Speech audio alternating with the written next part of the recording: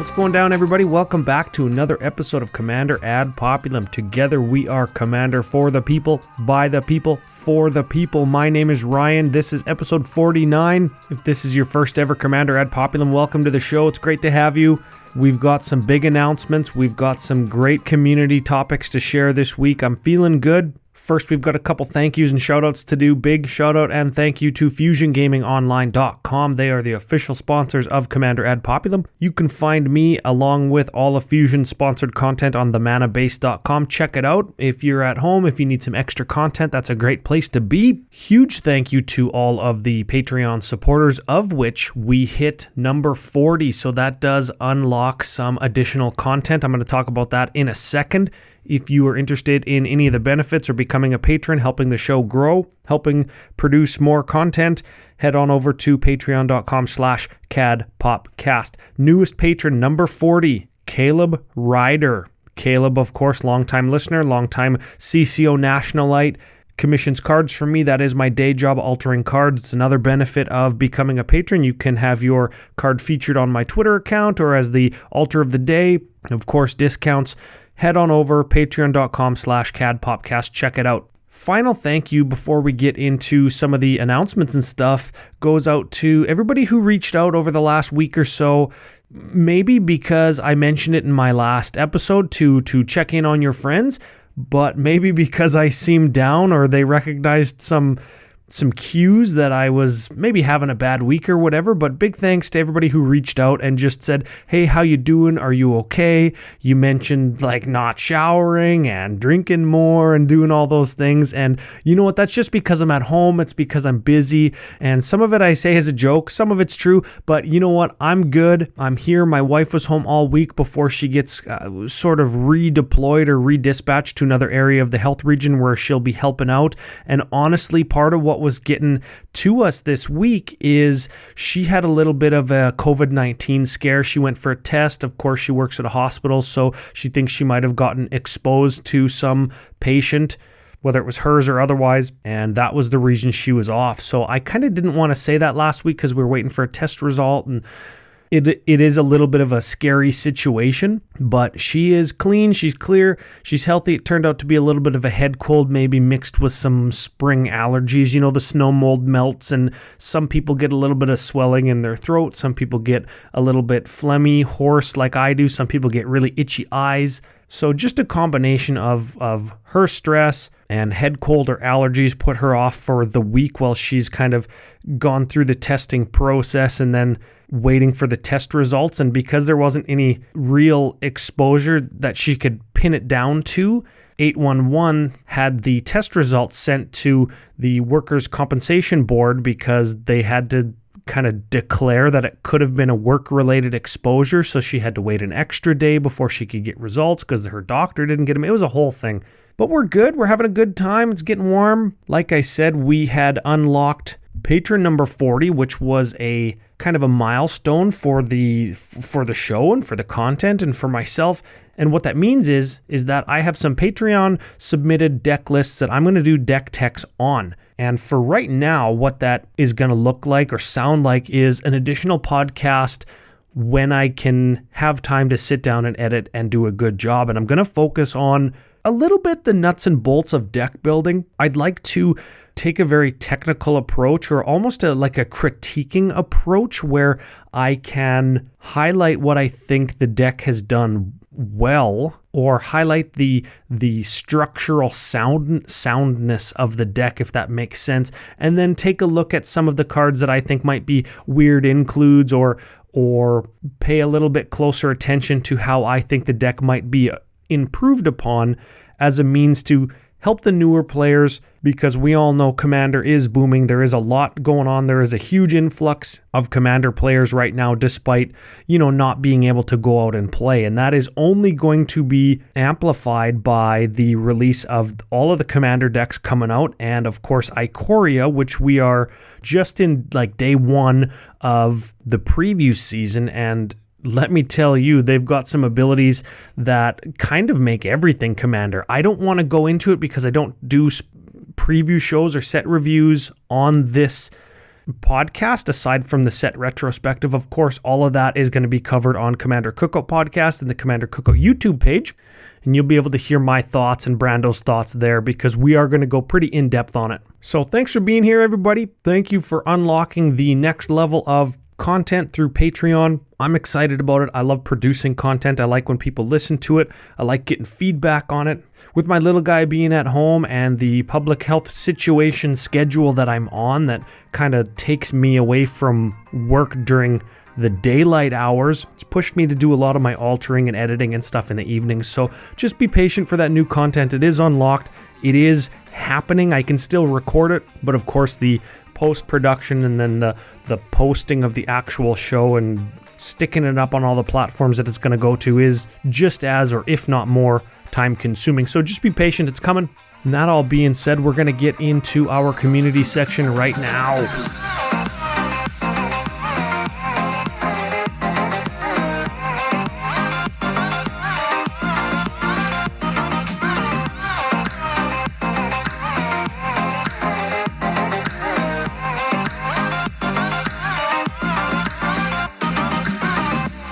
So today I want to feature something direct from our community. It's a little bit new. There's only 2 of them out right now. I hope that there's plenty more in the works, but this is what is called Young Dragon Highlander, or YDH. And this is a new series from our good friend, listener of the show, patron, Cad Pop, Discord family member, Joe Hoffman, and who seems to be a partner in crime, another gentleman by the name of Andy Zupke. Zupke?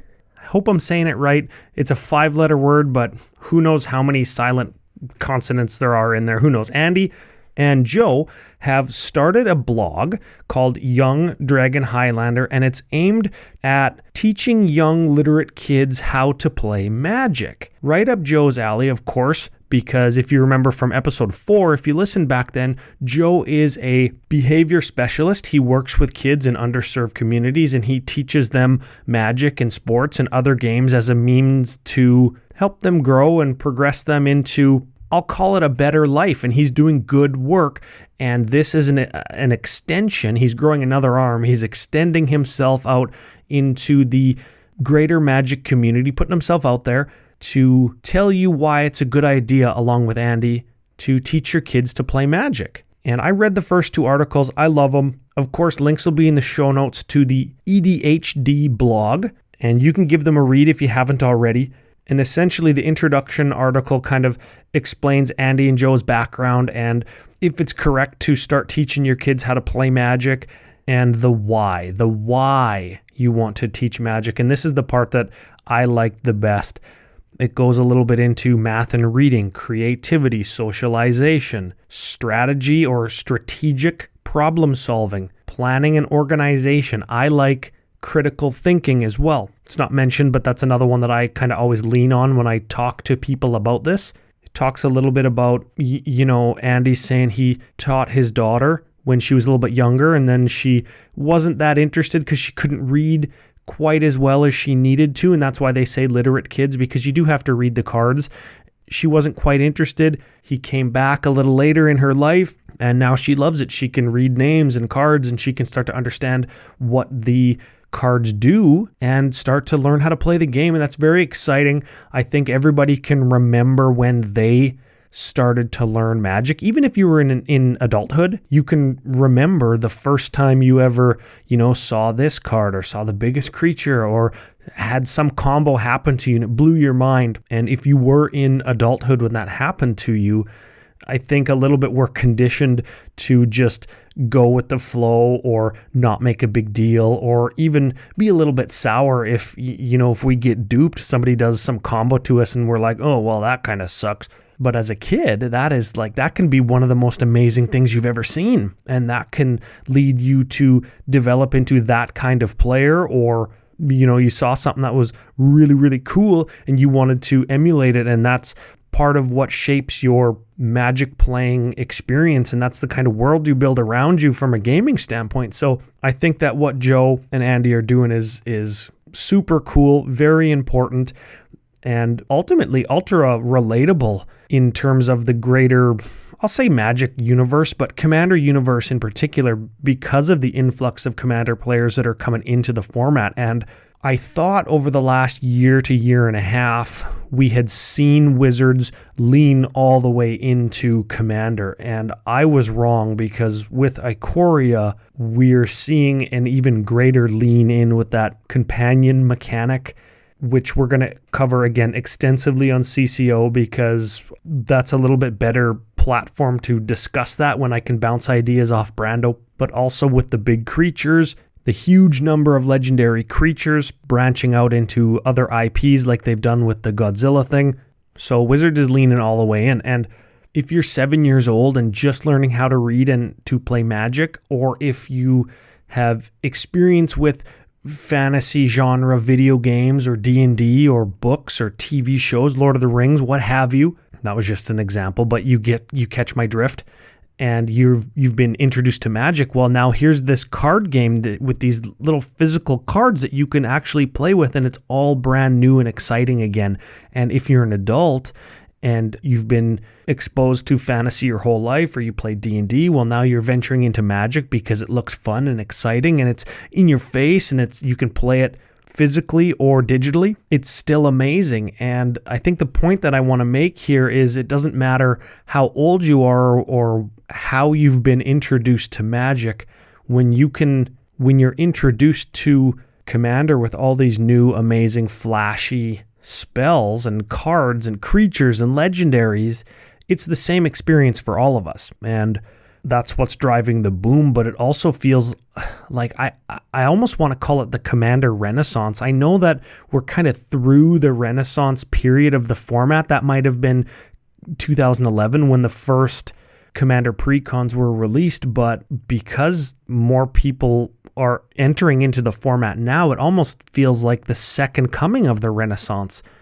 So much so that the first one is like, what was Commander back then? Like, nobody even played compared to how many people play now.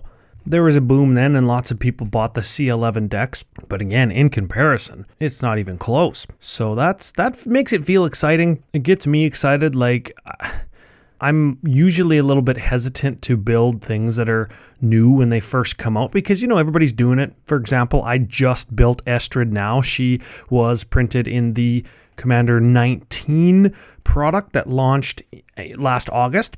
No, she was Commander 18, I think, right? Because she's a Planeswalker commander. So she's been around for about 2 years, and I just built it now. It's my most recent deck, actually. And it might actually end up being, Estrid might actually be the first deck tech that we do, because it was the first one that I had received way back when I first mentioned that I wanted to start doing deck tech. So just a little bit of a spoiler there.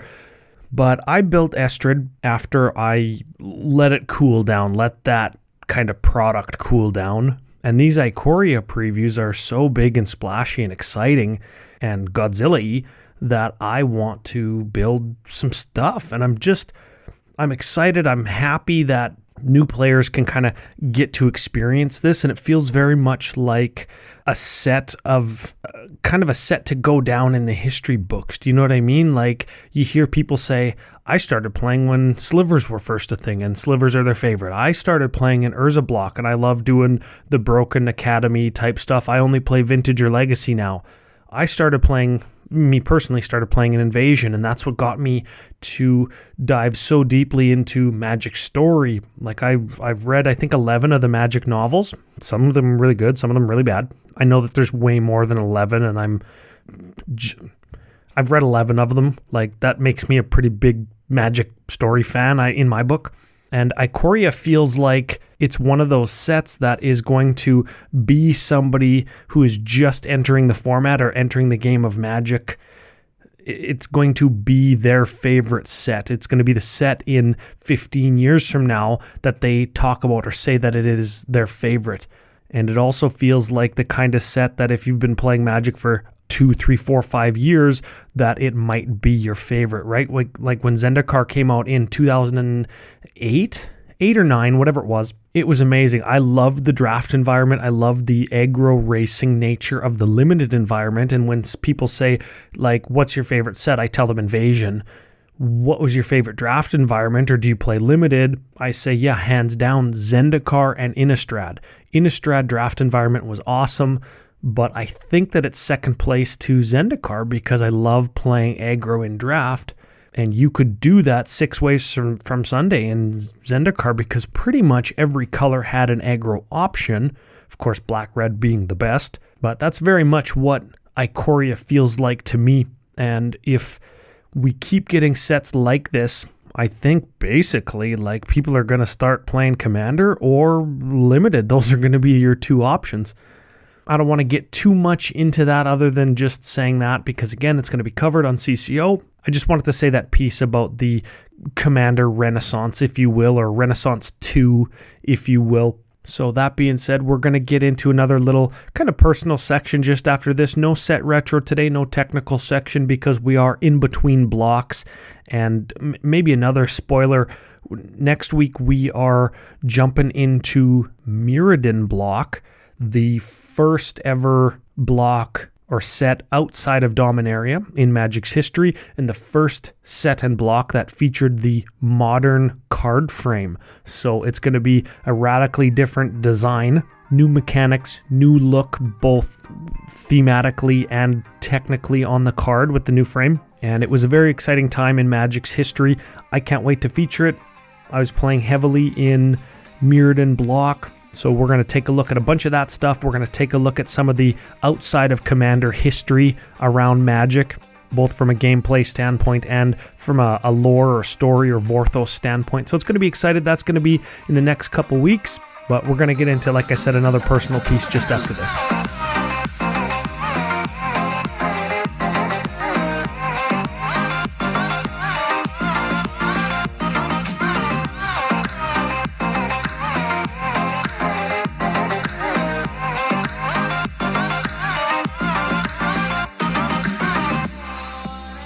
Earlier in the show, I had mentioned that there was a little bit of a coronavirus scare in my house last week, and I would like to take this time to just reiterate what I had said last week about checking in on friends, taking some time if you're at home, even if you are working, to call your parents, call your friends, call the people that you normally see throughout the week, video chat them, FaceTime them, Zoom them, whatever it is, so you can physically see them. I think that's hugely important. I know for my little guy, whenever we do that with grandma and grandpa or, my wife's sister and her husband and their kid, my little guy is just like chemically in a different mood. I think it just releases endorphins and hormones that just make you feel so much better. It's like going outside when you're feeling down, which is the next thing that I wanted to say. Of course, while practicing your safe physical distancing from people that you don't know or people that you haven't been exposed to, you have to do it safely, but hugely important to get out there, get moving, get active. It'll make you feel better. And I know that every single podcast on the planet, Magic or otherwise, is turned into the coronavirus podcast, and I don't want that to be this show because it is largely a Magic the Gathering and community-focused podcast. But I just did want to mention that because I am friends with a ton of people that listen, and if I don't know you, I would probably like to be your friends if you're into the same thing as me or like listening to me. So look out for yourself physically, mentally, emotionally. Stay connected with people, even if it is just electronically. Check in on one another like a bunch of my friends had checked in on me this week. Take some time to get some stuff done around the house if you're not working as much. Take some time to, finish the house project, organize the collection, build a new deck, send it in to me to get deck teched if you're a patron. And I think more than anything, once this is all over, whether that be in, May, June, July, whenever it's over, I would hate for anybody to kind of think that they were off all this time and kind of wasted it. Do you know what I mean? Like, it feels like when we're off or when we don't have the pressures to go home at Easter time to see people in our family or, do the family tradition thing that you might not like, or when you're busy with work, well, maybe you have a little bit more downtime now. I'd hate for anybody to say, oh, you know what, I had time to do that when I was quarantining or self-isolating and I didn't. Then you miss it. And those are the house projects and the deck building things and the talking with your friends things. Those are the things I'm talking about. It's very easy to become pessimistic in times like this, and I think that if you look at any challenge in front of you as an opportunity to take it on and be successful, you're gonna find that you've enjoyed your quarantine, your isolation, your shutdown a lot more than if you kind of just let the opportunities that are presented in front of you, because you've got some time, to slip. Ultimately, it goes back to what I've said in the past, where you just have to decide, right? You're off right now. You might have a reduced workload, or you might not be working at all. Decide that you're still going to make something out of your time. Do that thing that's challenging you. Do that thing that's been on your list for weeks or months that you just haven't had time to get to. Just do it. Just decide to do it. Deciding is 90% of the battle, and doing is the other 10. It really is. Just decide to do it and go through it, and you're going to find out that it wasn't actually that bad. The flip side of this is, if you are still working and you are stressed, I know a lot of people in the transport, shipping, receiving, logistics, groceries, pharmacies, medical facilities, cleaning facilities, testing facilities. I said it last week. I'll say it again. Thank you. You are continuing to make the world go around. That is very important work. Even if it is scary, people do appreciate it, even though sometimes you might not feel like they do, or you might be scared. You might feel like you're in danger. We do appreciate it, and it is important work, and we're lucky to have people like you. So I just wanted to say that. Sometimes I feel like I don't say that kind of thing often enough to the people in my family. Maybe I don't connect or reach out to them enough, and maybe this is my way of verbalizing that out to realize it for myself. Maybe I can say all this stuff and, I shut the microphone off, I shut my computer down, and I say, okay, time to buck up, put my money where my mouth is, and go out and do it. This is part of my decision-making process to go and tell my wife, thank you for doing important work. My mom and her mom work at the same clinic. It's funny, small world, right? Go and tell them they're doing a good job. My mom works as a special projects manager at a clinic that services the entire northern half of our province from a provincial health care standpoint. And that's important that she's doing work right now. My brother's terrified because she's exposed every single day. So again, I just wanted to spend a couple minutes on it to say, go out and do it. Make the most of your time. Thank you if you are still working. Thank you to the patrons for making this show possible, for giving me a voice. Thank you for listening and spreading the word, the cheer, the positivity, whatever it is.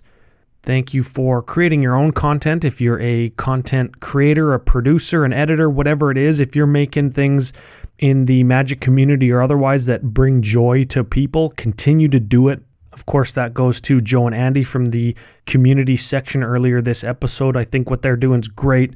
Now might be a perfect time to teach your kids to play Magic, or at the very least, like I do with my little guy, give them cards, show them cards. I think I have the only 2-year-old in at least my province that knows what different kinds of vampires from different Magic planes are. And I'm sure half the animals in the zoo that you can think of, he knows because he's got Magic cards, right? Like I'm using this time with him being at home to teach him a little bit more about what I do, and that's got him a little bit more interested, a little bit more educated. His sentences are getting better because he's asking me questions about what he sees on Magic cards, and the point is don't just waste your time. Finally, big shout out to FusionGamingOnline.com. They are the official sponsors of Commander Ad Populum. Great place to still order your Magic cards from. I talked to one of their management staff there. They say that they are still open and shipping cards. The area of the country that they're in has not been very hard hit, very affected by any of the closures or shutdowns or what have you. They haven't had a lot of cases there, which is great for them.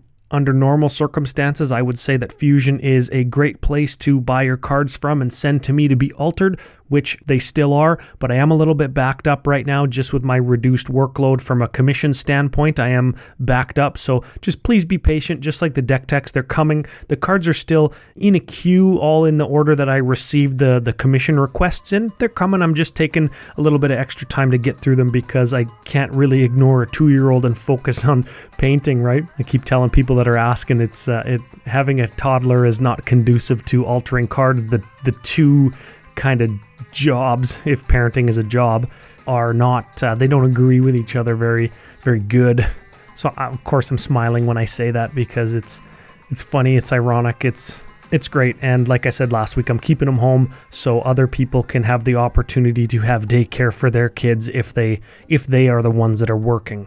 So that's it, everybody. It's been episode 49. Stay checked in to @CADPopcast on Twitter, Commander Ad Populum Facebook page. If you want to send me deck lists, please email them to cadpopcast@gmail.com. Descriptions of the deck, custom categories are appreciated, just like when you send them to Commander Cookout. I can't wait to get to them. Like I said, I do like doing the content. I'm going to start looking at my first one for recording right after this because I've got some notes made up already. If it's out, great. If it's not, everybody, I will see you next Wednesday.